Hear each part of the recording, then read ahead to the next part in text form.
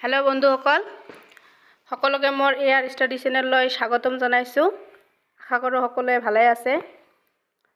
তো লাষ্ট ভিডিঅ'ত মই শংকৰদেৱৰ বিষয়ে আলোচনা কৰিছিলোঁ 20টামান MCQ কুৱেশ্যনো দিছিলোঁ। আপোনালোকে চাব বাৰু। আৰু যিসকলে মোৰ চেনেলটো সাবস্ক্ৰাইব কৰা নাই সাবস্ক্ৰাইব কৰিব, লাইক কমেন্ট কৰিব আৰু শ্বেয়াৰ কৰিব। তো আজি আমি লক্ষ্মীনাথ বেজবৰুৱাৰ সম্পৰ্কে আলোচনা কৰিম। লক্ষ্মীনাথ বেজবৰুৱাটো বহুত ইম্পৰ্টেণ্ট টপিক হয় আৰু যোৱা টেটত ইয়াৰ পৰা বহুত কেইটা কুৱেশ্যন দেখা দেখা গৈছে UP টেটত আৰু LP টেটতো কেইটামান কুৱেশ্যন আহিছিল। যি কি নহওক আমাৰ আজিৰ টপিক হ'ল লক্ষ্মীনাথ বেজবৰুৱা। তো লক্ষ্মীনাথ বেজবৰুৱাৰ জন্ম হৈছিল 1864 চনৰ নগাঁও জিলাৰ আহতগুৰি নামৰ ঠাইত। পিতৃ দীননাথ বেজবৰুৱা। লক্ষ্মীনাথ বেজবৰুৱাৰ পিতৃৰ নাম আছিল দীননাথ বেজবৰুৱা।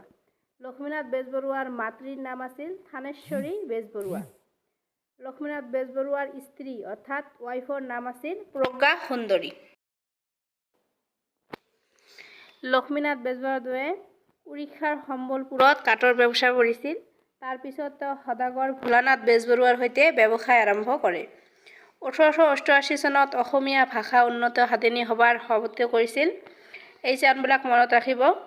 ৰোমান্টিক যুগটোক লক্ষ্মীনাথৰ যুগ বুলিব পাৰি।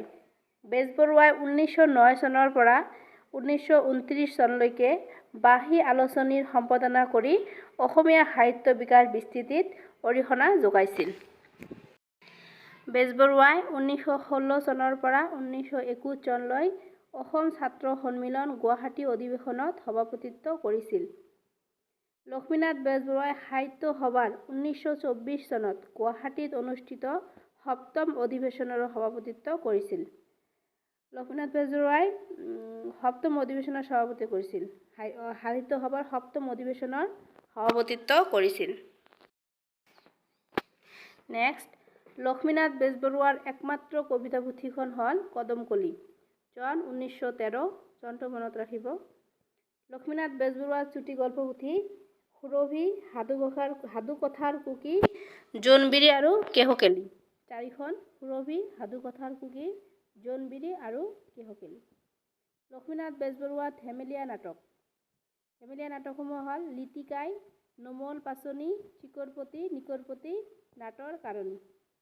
লক্ষ্মীনাথ বেজবৰুৱাৰ বুৰঞ্জীমূলক নাটকসমূহ হ'ল চক্ৰধৰ সিংহ, জয়মতী কুঁৱৰী আৰু বেলিমাৰ। নেক্সট, লক্ষ্মীনাথ বেজবৰুৱাৰ সাধুকথাৰ পুথি বুঢ়ী আইৰ সাধু, ককাদেউতা আৰু নাতি ল'ৰা। এই 3খন আছিল লক্ষ্মীনাথ বেজবৰুৱাৰ সাধুকথাৰ পুথি। লক্ষ্মীনাথ বেজবৰুৱাৰ শিশু সাহিত্যসমূহ হ'ল হাঁহি ধেমালি আৰু জুনুকা বাখৰ। লক্ষ্মীনাথ বেজবৰুৱাৰ উপন্যাস, একমাত্ৰ উপন্যাসখন হ'ল পদুম কুঁৱৰী, চনটো 1895 চন। মনত ৰাখিব বাৰু। একমাত্ৰ উপন্যাস হ'ল পদুম কুঁৱৰী, প্ৰায় পৰীক্ষাত আহি থাকে। লক্ষ্মীনাথ বেজবৰুৱাৰ আত্মজীৱনীখনৰ নাম আছিল মোৰ জীৱন সোঁৱৰণ। জীৱনী আৰু তত্ত্বমূলক ৰচনা।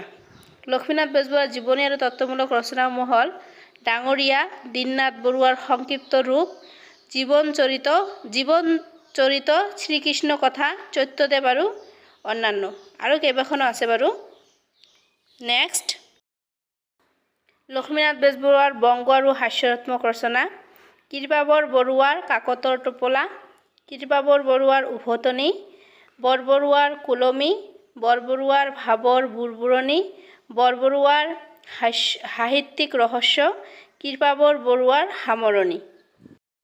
নেক্সট, লক্ষ্মীনাথ বেজবৰুৱাৰ অনুদিত গ্ৰন্থ ভাৰতবৰ্ষৰ বুৰঞ্জী, প্ৰথম আৰু দ্বিতীয় খণ্ড অনুদিত কৰিছিল। প্ৰাপ্ত বঁটা সন্মান। লক্ষ্মীনাথ বেজবৰুৱাই কি সন্মান পাইছিল, বঁটা পাইছিল?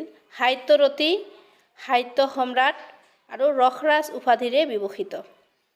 গল্পকাৰ নগেন্দ্ৰ নাৰায়ণ চৌধুৰীয়ে বেজবৰুৱাক শিৱসাগৰত হোৱা অসম সাহিত্য সভাৰ 'ত্ৰয়োদশ অধিৱেশনত ৰসৰাজ উপাধি দিছিল। লক্ষ্মীনাথ বেজবৰুৱাৰ মৃত্যু হৈছিল 1938 চন ডিব্ৰুগড়ত। এতিয়া মই কেইটামান কোৱেশ্চন আপোনালোকৰ লগত আলোচনা কৰিছোঁ।